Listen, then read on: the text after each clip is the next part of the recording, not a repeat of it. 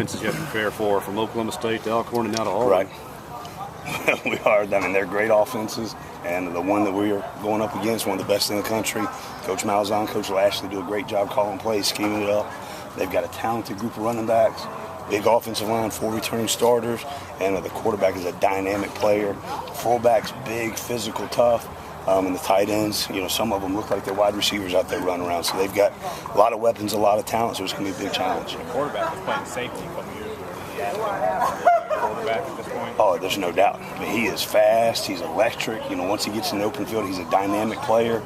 So he's a big challenge for us. We got 3 running backs, I think, that have 500 yards of their 800 total yards. Let's talk about those 3 guys. they're a special group of guys. I mean, I got to imagine they're probably the deepest tailback spot in the conference, and that's saying something.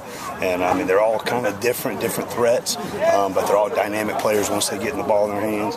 Some are built for speed, some are built for power, but they're all legitimate big-time SEC backs. Obviously, you have with your D-line depth, the way A.J. Curtis plays this basketball. Yeah. Talk about it. I think Coach Turner, again, I've said a bunch that David Turner's a great D-line coach, does a great job developing those kids, and just getting the depth that we have, and we kept rolling them.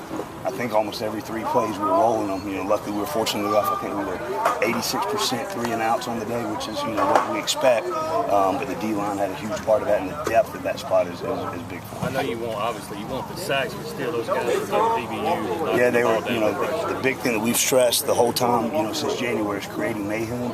And they were getting PBUs, tackles for loss. I think we had 8 on the day. I think we've averaged 8. But that's going to be a big challenge, Saturday, because they've had such a great offensive line and a set of receivers and running backs. What's been your impression of Justin Cox early on? I know my favorite play from Saturday, Coach Mullen, I know y'all couldn't hear it. That's what Coach Mullen just talked about for 5 minutes. On the kickoff team on Saturday, Justin Cox was the first one down by 10 yards. And it wasn't that other people weren't trying.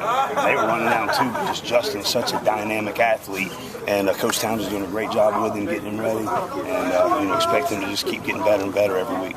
I noticed Gabe's had a different number on Gabe Miles if he gets some looks at the scout team like this week. Gabe's awesome.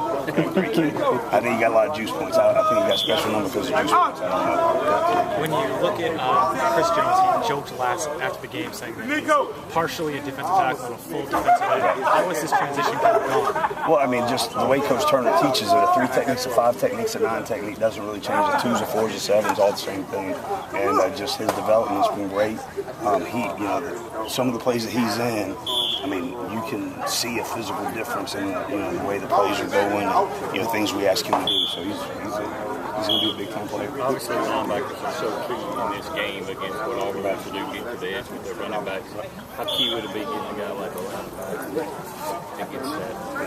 Yeah. I think right now we're 6 or 7 that are legitimate SEC kids. I mean, Richie Brown had a great game Saturday. He was a champion in special teams, a champion on defense. Benitez Brown played really well. Zach Jackson for 2 weeks in a row has done a really good job. And then, the kids like Skinner, Benardrick, and Matt Wells. I mean, I got to imagine they're 3 of, some of the best linebackers in the conference. How did Kendrick